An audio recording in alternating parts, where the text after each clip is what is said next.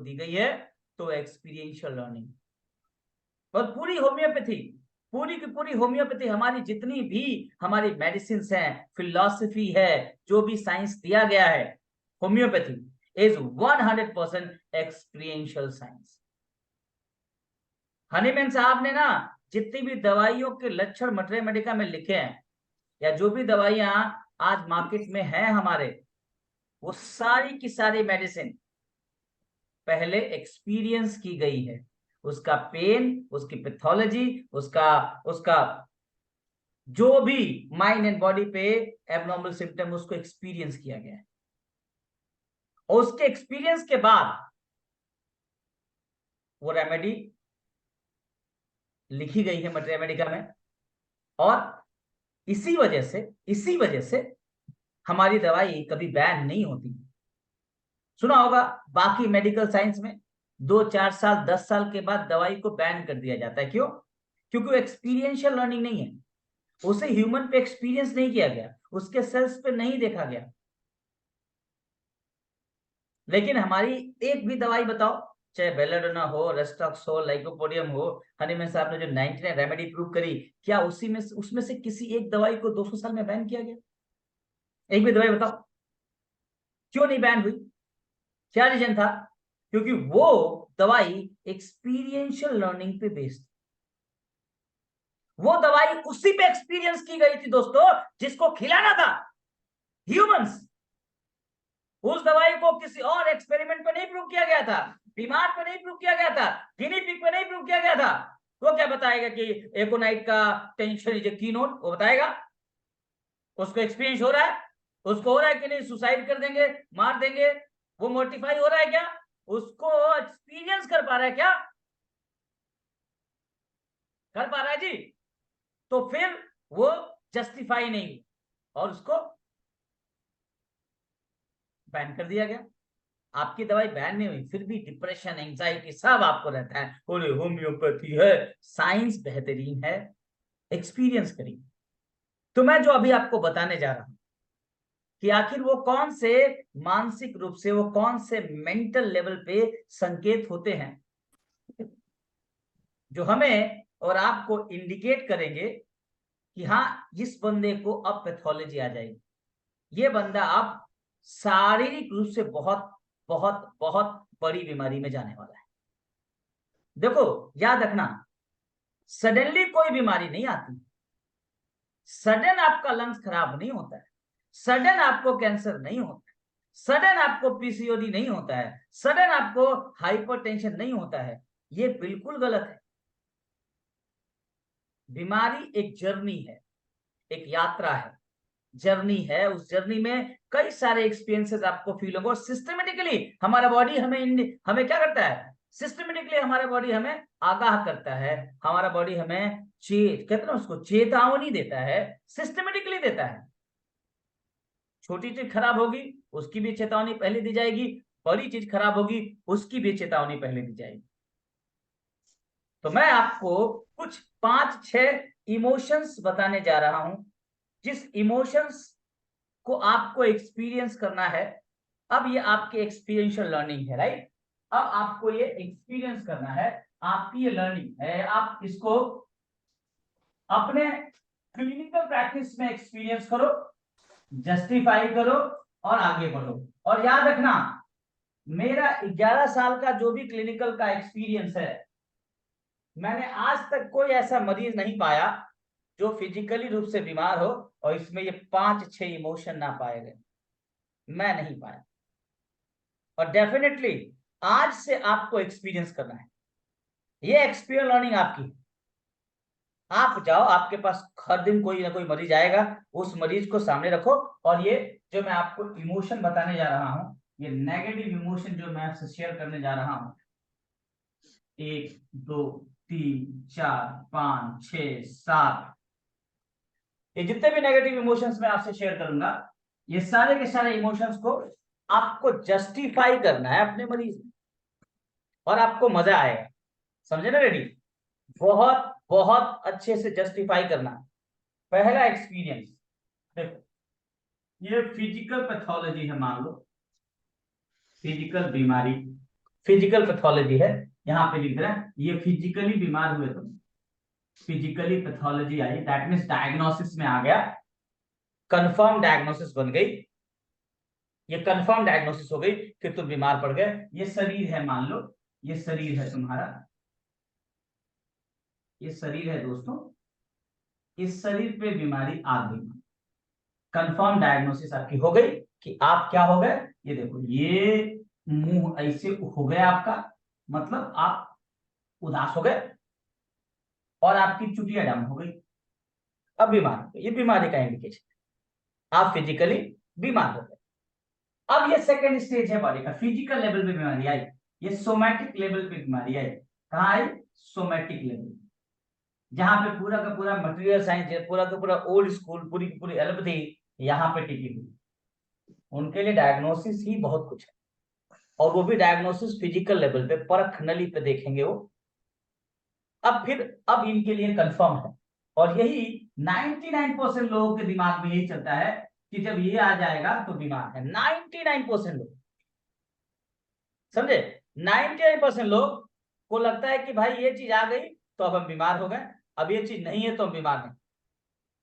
तो जस्टिफाई करना आप लोगों को, जस्टिफिकेशन क्या है, आपको क्रॉस चेक करना है। नंबर 1, पहला पहला कहां, 120 फुटनोट होगा, आई हो क्या, इनग्रेटिट्यूड लिखिए। दूसरा लिखिए क्रुएलिटी। तीसरा लिखिए इनग्रेटिट्यूड, क्रुएलिटी, इनह्यूमैनिटी।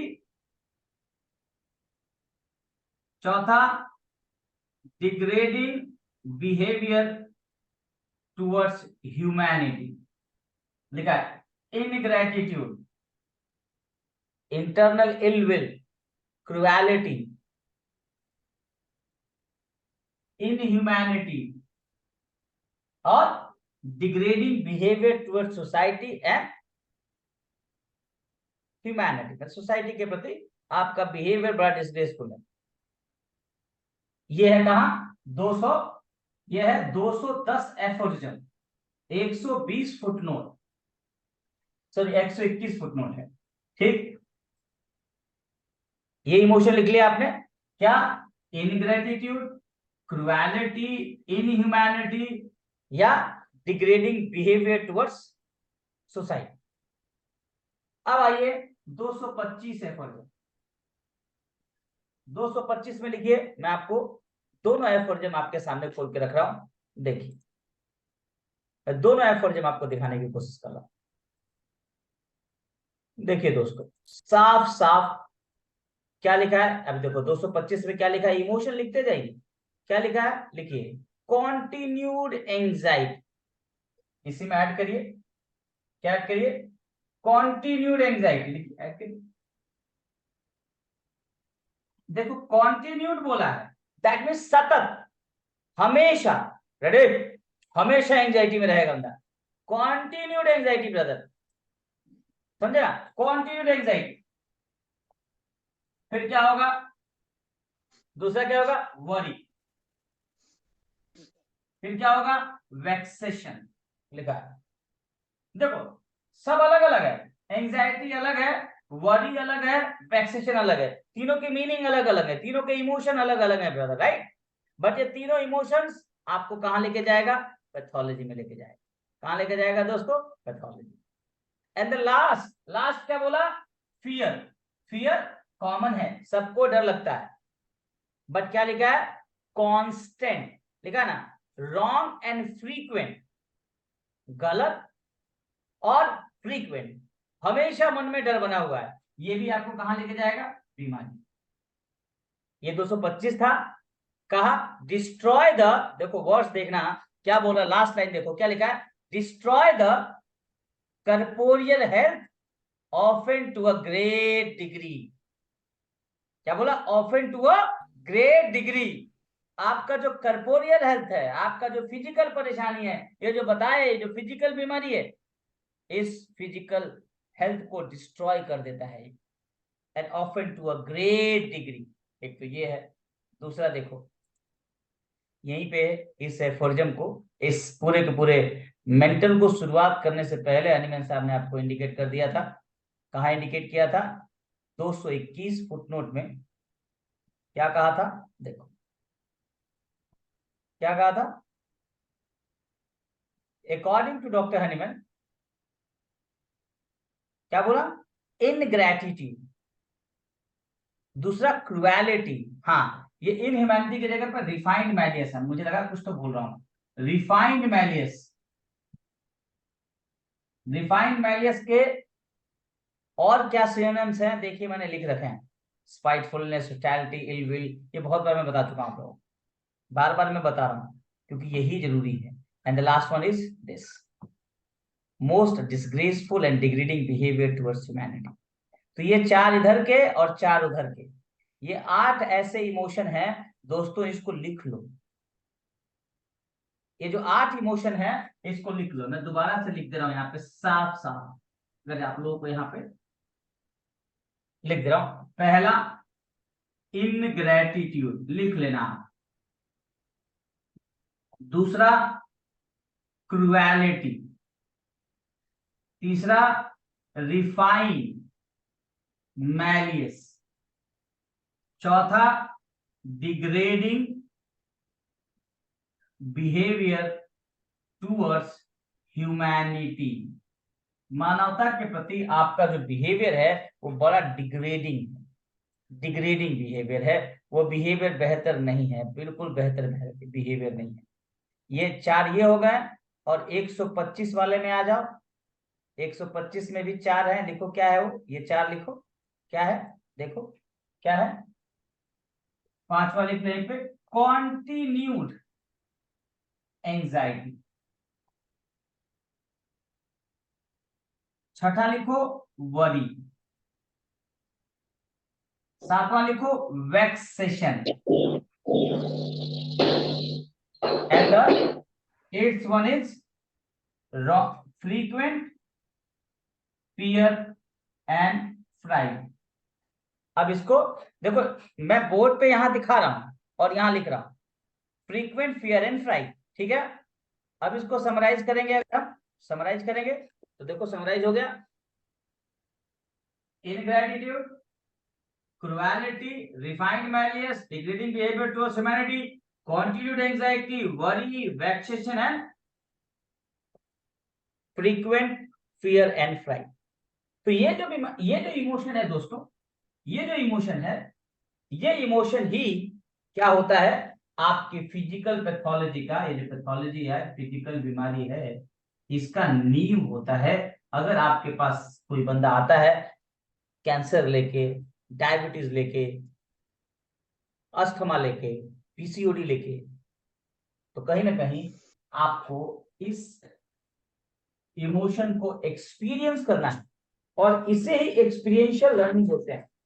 एक बार अगर आप अपने क्लिनिकल प्रैक्टिस में 10, 20, 50 मरीज को जस्टिफाई कर लोगे,